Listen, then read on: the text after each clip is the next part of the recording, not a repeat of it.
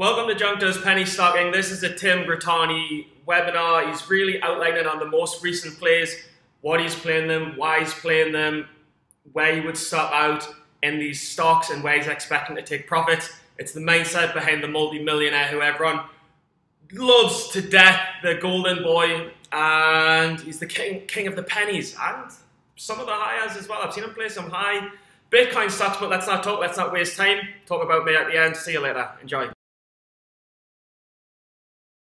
Everybody, Christmas come early, Tim Grittani webinar. Let's see what stocks he's going over as of December 2. Kind of boring looking, but I'm mainly watching a few things from yesterday that I've already got some positions in.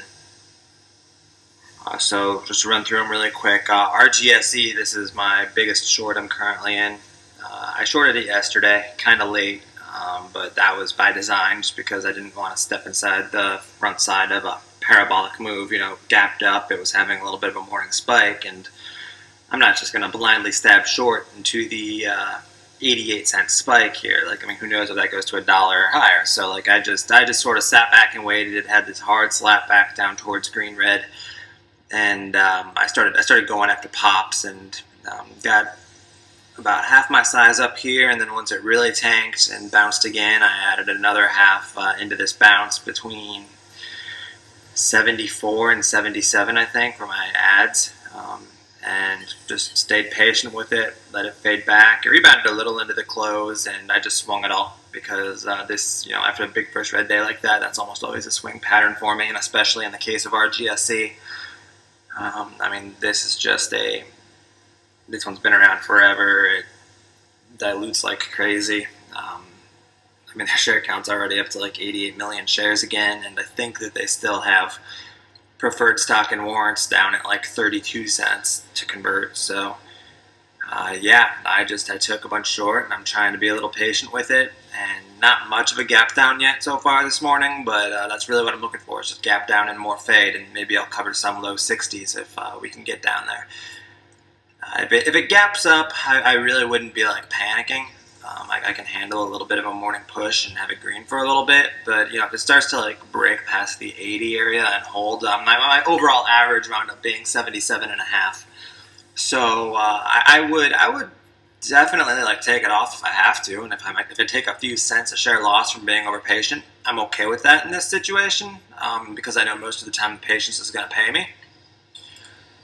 So, yeah, I'm just basically monitoring this. I don't think I do anything in terms of putting more shares on today. It's just, you know, a question of when I decide I want to cover.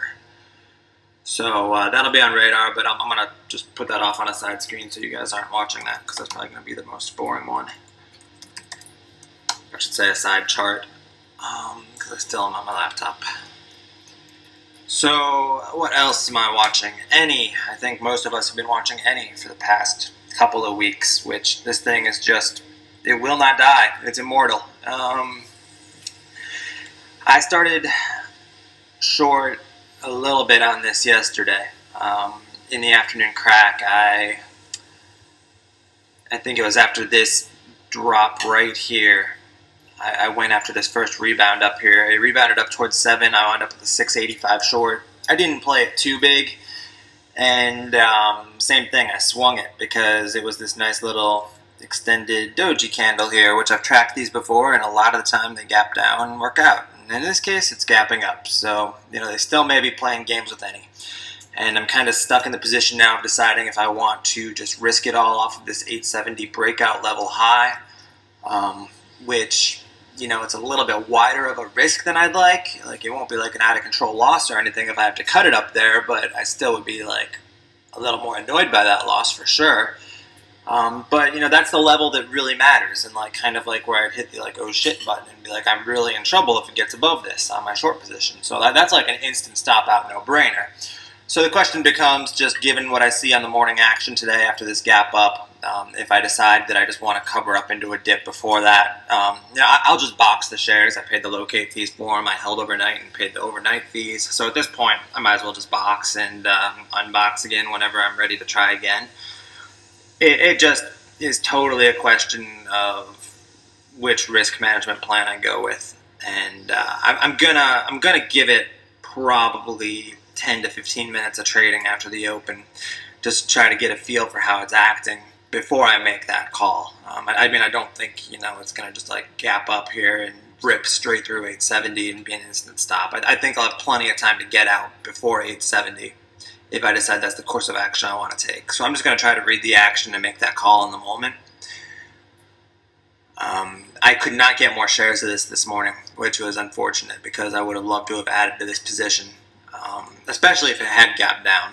But, I would be a lot more tentative about ads, given what it's doing right now. But coming into the morning, I was thinking, I at least wanted to have more locates, and I just couldn't find any.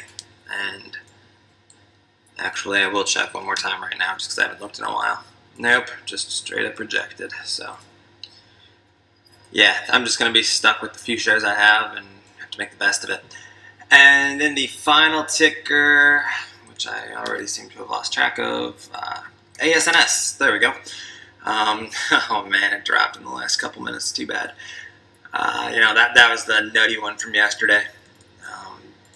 Big, huge volume, nice breakout past this 270 area, which is where it really started to squeeze yesterday afternoon. And now gapping down. So definitely could take the overextended gap down approach here. I shorted a little bit pre-market, like just 2,000 shares at, what's my average here? 365. And I was going to short more, and then was just kind of like, no, this is too early. I should just wait and see what it does. Yeah, I'm always more comfortable doing these during regular market hours. So I guess I have a couple thousand shares. That's cool. But I'd rather add more size. Wish I could show you more, but that's it. But I mean, the thing with this is like the first two are more swing setups, catching the top and riding them all the way back down. That's tough unless you've got a really big account. But this last one, this straight up kind of 100% move or whatever it was, that's much easier to catch on the backside as long as it does have that first parabolic, because you will take 10-20% on the way back down on the next day without having to swing it because it's up so much in such a short period of time. Thanks for watching. I picked up a lot. Nothing crazy that I didn't know, but it's just good to see him do it. And as for me, I came back to trading slowly last week. Had a green week. All green trades. And just keeping off the drink. Got a challenge, burn 10,000 calories in the gym over 15 days. Keep off the drink apart from the Christmas party, baby. And that's it.